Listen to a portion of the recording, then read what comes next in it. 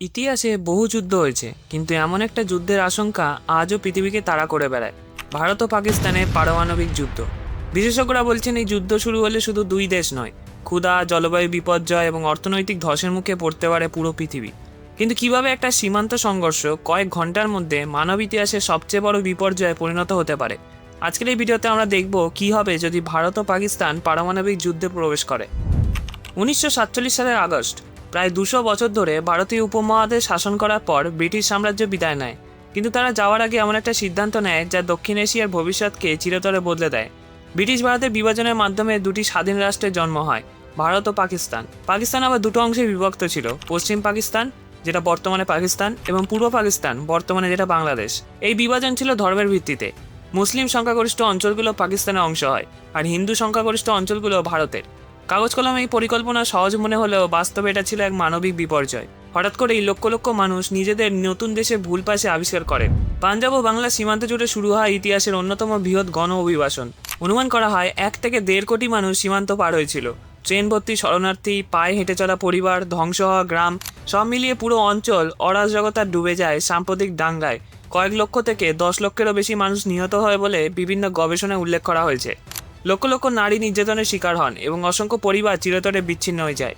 কিন্তু বিভাজনের পরপরই আরেকটা বড় সমস্যা সামনে আসে, কাশ্মীর। 1965 সালে পাকিস্তান বিশ্বাস করেছিল যে কাশ্মীরের জনগণ ভারতের বিরুদ্ধে বিদ্রোহ করতে পারে। সেই উদ্দেশ্যে পাকিস্তান অপারেশন জিব্রাল্টার চালু করে। পরিকল্পনা ছিল গোপনে সেনা ও যোদ্ধাদের কাশ্মীরে পাঠিয়ে বিদ্রোহ উস্কে দেওয়া, কিন্তু পরিকল্পনা ব্যর্থ হয়। ভারত পাল্টা আক্রমণ চালায়। যুদ্ধ দ্রুত আন্তর্জাতিক সীমান্তে ছড়িয়ে পড়ে। ট্যাঙ্ক যুদ্ধ, বিমান হামলা এবং বড় আকারের স্থলযুদ্ধ শুরু হয়। অবশেষে সোভিয়েত ইউনিয়নের মধ্যস্থতায় যুদ্ধ শেষ হয় এবং দুই পক্ষই পূর্ব অবস্থায় ফিরে যায়। 1971 সালের যুদ্ধ মূলত কাশ্মীরের জন্য নয়, তখন পূর্ব পাকিস্তানে ব্যাপক রাজনৈতিক সংকট শুরু হয়। নির্বাচনে জয়ী হওয়ার পরও পূর্ব পাকিস্তানের নেতাদের ক্ষমতা দেওয়া হয়নি। এরপর পাকিস্তানি সেনাবাহিনী অভিযান শুরু হয়, যা লক্ষ লক্ষ মানুষকে ভারতের আশ্রয় নিতে বাধ্য করে।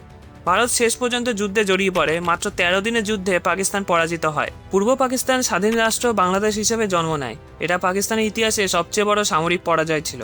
1999 সালে পাকিস্তানি সেনা অনুপ্রবেশকারীরা কার্গিল অঞ্চলে পাহাড়ি অবস্থানগুলো দখল করে। ভারত তা আবিষ্কার করার পর ব্যাপক সামরিক অভিযান শুরু করে। কার্গিল যুদ্ধ বিশেষভাবে গুরুত্বপূর্ণ কারণ এটা ঘটেছিল দুই দেশ আনুষ্ঠানিকভাবে পারমাণবিক শক্তি হওয়ার মাত্র 1 বছর পরে। বিশ্ব প্রথমবার উপলব্ধি করে যে দুটি পারমাণবিক রাষ্ট্র সরাসরি যুদ্ধ করছে। 1962 সালে চায়নার সঙ্গে যুদ্ধে ভারতের পরাজয় দেশটির নিরাপত্তা নীতিকে গভীরভাবে প্রভাবিত করে। তারপর 1964 সালে চীন সফলভাবে পারমাণবিক পরীক্ষা চালায়। ভারতের নেতৃত্বের কাছে এটা একটা বড় নিরাপত্তা চ্যালেঞ্জ হিসেবে দেখা হয়। বহু বছরের গবেষণার পর 1974 সালের 18 মে ভারতের প্রথম পারমাণবিক পরীক্ষা অনুষ্ঠিত হয়।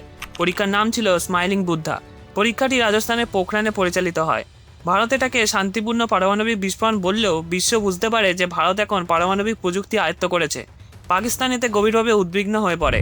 তৎকালীন পাকিস্তানি নেতা জুলফিকার আলী ভুট্টো বিখ্যাতভাবে বলেছিলেন যে প্রয়োজন হলে পাকিস্তান ঘাস খেয়ে হলেও পারমাণবিক বোমা তৈরি করবে। 1970-এর দশকের মাঝামাঝি সময়ে পাকিস্তান দ্রুত একটা গোপন পারমাণবিক কর্মসূচি শুরু করে। এই প্রকল্পের সবচেয়ে পরিচিত নাম হয়ে ওঠেন আব্দুল কাদির খান। তিনি ইউরোপে কাজ করার সময় ইউরেনিয়াম সমৃদ্ধকরণ প্রযুক্তি সম্পর্কে গুরুত্বপূর্ণ তথ্য সংগ্রহ করেছিলেন বলে ব্যাপকভাবে জানা যায়। পরবর্তী 2 দশক ধরে পাকিস্তান অত্যন্ত গোপনে তার পারমাণবিক সক্ষমতা বাড়াতে থাকে। অবশেষে 1998 সালে ভারত আবারও একাধিক পারমাণবিক পরীক্ষা চালায়। এই পরীক্ষাগুলো পোখরান 2 নামে পরিচিত। ভারত ঘোষণা করে যে তারা এখন একটা পূর্ণাঙ্গ পারমাণবিক শক্তি। পাকিস্তান কয়েক সপ্তাহের মধ্যে বেলুচিস্তানের পাহাড়ে নিজেদের পারমাণবিক পরীক্ষা চালায়। এই পরীক্ষার নাম চাগাই-1। 1998 সালে মে মাসে দক্ষিণ এশিয়া আনুষ্ঠানিকভাবে বিশ্বের নতুন পারমাণবিক প্রতিদ্বন্দ্বিতার অঞ্চলে পরিণত হয়। আজ ভারত ও পাকিস্তান উভয় বিশ্বের গুরুত্বপূর্ণ পারমাণবিক শক্তিগুলোর মধ্যে গণ্য হয়। সর্বজনীন অনুমান অনুযায়ী উভয় দেশের কাছে প্রায় 170টির বেশি পারমাণবিক ওয়ারহেড রয়েছে, যদিও প্রকৃত সংখ্যা গোপনে রাখা হয়। দুই দেশই বিভিন্ন ধরনের ডেলিভারি সিস্টেম পরিচালনা করে। ভারত বর্তমানে একটা পূর্ণাঙ্গ নিউক্লিয়ার ট্রায়েড গড়ে তুলেছে। এর অর্থ ভারত 3টি পৃথক মাধ্যম থেকে পারমাণবিক অস্ত্র নিক্ষেপ করতে সক্ষম। এটিকে বলা হয় সেকেন্ড স্ট্রাইক ক্যাপাবিলিটি। এই সক্ষমতা একটি দেশকে প্রথম আঘাতের পরও প্রতিশোধ নেওয়ার সুযোগ দেয়। পাকিস্তানের সামরিক পরিকল্পনা ভারতের তুলনায় ভিন্ন। ভারতের প্রচলিত সামরিক শক্তি অনেক বড় হওয়ায় পাকিস্তানের তথাকথিত ট্যাকটিক্যাল নিউক্লিয়ার ওয়েপেন্স বা ছোট আকারের যুদ্ধক্ষেত্রেই পারমাণবিক অস্ত্রের উপর বেশি গুরুত্ব দিয়েছে। এই অস্ত্রগুলো কৌশলগত যুদ্ধক্ষেত্রে ব্যবহার করার জন্য ডিজাইন করা হয়েছে। পাকিস্তানের ধারণা হলো যদি বড় আকারে প্রচলিত যুদ্ধ শুরু হয় এবং ভারত দ্রুত অগ্রসর হয়, তাহলে ছোট পারমাণবিক অস্ত্র ব্যবহারে হুমকি ভারতের অগ্রযাত্রা থামাতে পারে। কিন্তু কি করে হবে এই যুদ্ধ? অনেকেই মনে করেন কোনো একদিন হঠাৎ ভারতের বা পাকিস্তানের কোনো নেতা আগের মাথায় একটা বোতাম টিপে দেন আর সঙ্গে সঙ্গে শুরু হয়ে যায় পারমাণবিক যুদ্ধ। বাস্তবতা অনেক বেশি জটিল। পারমাণবিক যুদ্ধ সাধারণত একটা ঘটনার ফল নয়, এটা হয় বহু ভুল সিদ্ধান্ত, ভুল বোঝাবুঝি, রাজনৈতিক চাপ, সামরিক প্রতিক্রিয়া এবং দ্রুত উত্তেজনা বৃদ্ধির ধারাবাহিক ফল। ধরা যাক ভারতের কোনো বড় শহরে একটা ভয়াবহ সন্ত্রাসী হামলা হলো, হাজার হাজার মানুষ হতাহত হলো, দেশ জুড়ে ক্ষোভ ছড়িয়ে পড়লো, টেলিভিশন, সংবাদ মাধ্যম এবং সামাজিক মাধ্যমে প্রতিশোধের দাবি উঠতে শুরু করলো। ভারতীয় গোয়েন্দা সংস্থাগুলো দাবি করলো যে হামলার সঙ্গে পাকিস্তান ভিত্তিক কোনো জঙ্গি সংগঠনের যোগসূত্র রয়েছে। পাকিস্তান এই অভিযোগ অস্বীকার করলো, কিন্তু জনমত তখন আর শান্ত নেই। ভারত সরকারের উপর সামরিক জবাব দেওয়ার জন্য প্রচণ্ড রাজনৈতিক চাপ সৃষ্টি হলো।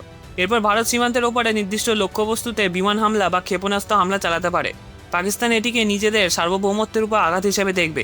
তারা পাল্টা হামলা চালাবে, আকাশে যুদ্ধবিমান মুখোমুখি হবে, সীমান্তে গোলাবর্ষণ শুরু হবে, যেমনটা আগে হয়েছে অনেকবার। কয়েক ঘন্টার মধ্যে সংঘর্ষ সীমিত অভিযান থেকে পূর্ণাঙ্গ যুদ্ধের রূপ নিতে পারে।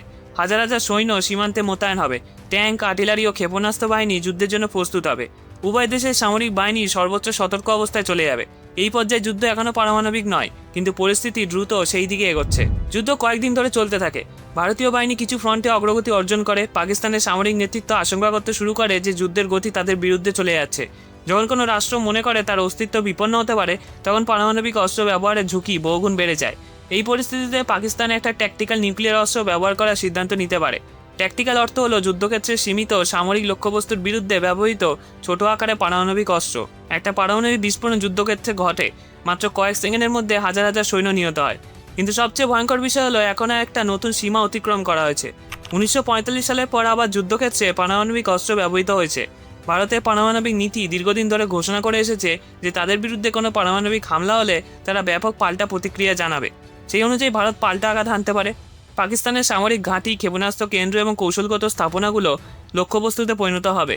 পাকিস্তান আরও পারমাণবিক অস্ত্র নিক্ষেপ করবে। এরপর শুরু হবে একটা পূর্ণাঙ্গ পারমাণবিক বিনিময়, এমন এক মুহূর্ত যেখান থেকে ফিরে আসার কোনো সুযোগ নেই। এখন যুদ্ধ আর সীমান্তে সীমাবদ্ধ নেই, ক্ষেপণাস্ত্রগুলো ছুটে যাচ্ছে শত শত কিলোমিটার দূরের শহরগুলোর দিকে। সম্ভাব্য লক্ষ্যবস্তু হতে পারে ভারতের রাজধানী দিল্লি, আর্থিক কেন্দ্র মুম্বাই, শিল্পনগরী আহমেদাবাদ কিংবা অন্যান্য গুরুত্বপূর্ণ নগর কেন্দ্র। পাকিস্তানের ক্ষেত্রে করাচি, লাহোর, ইসলামাবাদ, রাওয়ালপিন্ডি এবং অন্যান্য গুরুত্বপূর্ণ শহর ঝুঁকির মধ্যে পড়তে পারে। একটা পারমাণবিক বিস্ফোরণ প্রথম লক্ষণ হবে চোখ ধাঁধানো আলোর ঝলক। যারা বিস্ফোরণের কাছাকাছি থাকবে তারা অনেকেই মুহূর্তের মধ্যে মারা যেতে পারে। এরপর আসবে তাপ তরঙ্গ। তাপমাত্রা কয়েক মিলিয়ন ডিগ্রি সেলসিয়াস পর্যন্ত পৌঁছাতে পারে বিস্ফোরণের কেন্দ্রস্থলে। ধাতু গলে যাবে, কংক্রিটের কাঠামো ধ্বংস হয়ে যাবে, মানুষ মারাত্মক দগ্ধ হবে। কয়েক সেকেন্ড পর আঘাত আনবে শকওয়েভ, ভবন ভেঙে পড়বে, জানলা শত শত কিলোমিটার দূর পর্যন্ত ভেঙে যেতে পারে, রাস্তা ধ্বংস হবে, সেতু ভেঙে যাবে, বিদ্যুৎ ব্যবস্থা অকেজ হয়ে পড়বে, যোগাযোগ ব্যবস্থা বিচ্ছিন্ন হয়ে যাবে, পুরো শহর বিশাল অগ্নিকুণ্ডে পরিণত হবে। ফায়ারস্টর্ম বা অগ্নিঝড় সৃষ্টি হবে, যেখানে আগুন নিজেই বাতাস টেনে নিয়ে আরও ভয়ঙ্কর হয়ে ওঠে। হাসপাতালগুলো ধ্বংস হবে, ডাক্তার, নার্স এবং জরুরি সেবাকর্মীরা ক্ষতিগ্রস্ত হবে। লক্ষ লক্ষ আহত মানুষ চিকিৎসা ছাড়াই পড়ে থাকবে। প্রথম কয়েক ঘন্টার মধ্যেই মৃত্যুর সংখ্যা লাখ থেকে কোটি ছুঁতে পারে। অনেকেই মনে করেন পারমাণবিক যুদ্ধের ক্ষতি কেবল যুদ্ধরত দেশগুলোর মধ্যে সীমাবদ্ধ থাকবে, কিন্তু বিজ্ঞানীরা বহু বছর ধরে সতর্ক করে আসছেন এই বিষয়টা এতটা সহজ নয়। যখন বহু শহর একসঙ্গে জ্বলতে শুরু করে, তখন বিপুল পরিমাণে ধোঁয়া ও কালো কার্বন বায়ুমণ্ডলে উচ্চ স্তরে উঠে যেতে পারে। এই কালো ধোঁয়া সূর্যের আলোকে আংশিকভাবে বাধা দিতে পারে, ফলে পৃথিবীর গড় তাপমাত্রা কমে যেতে পারে। বছরের পর বছর ধরে আবহাওয়ার ধরন বদলে যেতে পারে, কৃষি উৎপাদন মারাত্মকভাবে ক্ষতিগ্রস্ত হতে পারে, ধান, গম, ভুট্টা এবং অন্যান্য প্রধান খাদ্যশস্যের ফলন কমে যেতে পারে, বিশ্বজুড়ে খাদ্য সংকট তৈরি হতে পারে। যে দেশগুলো যুদ্ধের সঙ্গে সরাসরি জড়িত নয় তারাও ক্ষতিগ্রস্ত হতে পারে। ভারত বিশ্বের অন্যতম বৃহৎ অর্থনীতি। পাকিস্তান ও দক্ষিণ এশিয়ার কৌশলগতভাবে গুরুত্বপূর্ণ একটা দেশ। এই অঞ্চলে পূর্ণাঙ্গ পারমাণবিক যুদ্ধ শুরু হলে আন্তর্জাতিক অর্থনীতি প্রচণ্ড ধাক্কা খাবে, বিশ্ববাজারে আতঙ্ক ছড়িয়ে পড়বে, স্টক মার্কেটগুলো ধসে পড়তে পারে, বিনিয়োগকারীরা নিরাপদ সম্পদের দিকে ছুটবে, আন্তর্জাতিক বাণিজ্য ব্যাহত হবে, বিমান চলাচল সীমিত হতে পারে, বন্দরগুলো বন্ধ হয়ে যেতে পারে, বহুজাতিক কোম্পানিগুলো তাদের কার্যক্রম স্থগিত করতে পারে, প্রযুক্তি, ওষুধ উৎপাদন এবং জ্বালানি খাতও ব্যাপকভাবে ক্ষতিগ্রস্ত হবে। বিশ্বব্যাপী মন্দা শুরু হওয়ার সম্ভাবনা তৈরি হবে। কিন্তু যুদ্ধের প্রথম ঘণ্টা থেকেই বিশ্বের বড় শক্তিগুলো সক্রিয় হয়ে উঠবে। ইউনাইটেড স্টেটস, চায়না এবং রাশিয়া পরিস্থিতি নিয়ন্ত্রণে আনার চেষ্টা করবে। ইউনাইটেড নেশন জরুরি বৈঠক আহ্বান করবে। বিশ্বের বিভিন্ন দেশ যুদ্ধবিরতির আহ্বান জানাবে। কূটনীতিকরা রাত দিন আলোচনা চালাবে। কিন্তু একটা বড় সমস্যা রয়েছে। একবার যখন পারমাণবিক অস্ত্র নিক্ষেপ করা শুরু হয়, তখন সিদ্ধান্ত নেওয়ার সময় কয়েক ঘন্টা নয়, অনেক ক্ষেত্রে কয়েক মিনিটে নেমে আসে। ভুল তথ্য, ভুল সতর্কবার্তা, প্রযুক্তিগত ত্রুটি আরও বড় বিপর্যয় ডেকে আনতে পারে।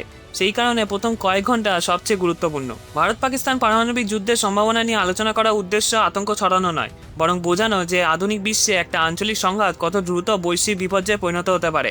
এমন যুদ্ধে প্রকৃত অর্থে কোনো বিজয় থাকবে না, শহর ধ্বংস হয়ে যাবে, অসংখ্য মানুষ প্রাণ হারাবে, অর্থনীতি ভেঙে পড়বে, পরিস্থিতি ক্ষতিগ্রস্ত হবে, আর এর প্রভাব দক্ষিণ এশিয়ার সীমান্ত ছাড়িয়ে পুরো পৃথিবী অনুভব করবে। এই কারণে কূটনীতিক সংকট ব্যবস্থাপনা, যোগাযোগ এবং ভুল বোঝাবুঝি এড়ানো আজও মানব সভ্যতার সবচেয়ে গুরুত্বপূর্ণ নিরাপত্তা ব্যবস্থা। আপনার মতামত এই সম্বন্ধে কমেন্টে অবশ্যই জানান। ভিডিওটা যদি ভালো লাগে তাহলে একটা লাইক করবেন। আমি সৌরাশিস, দেখা হচ্ছে আরেকটা ভিডিওর সাথে।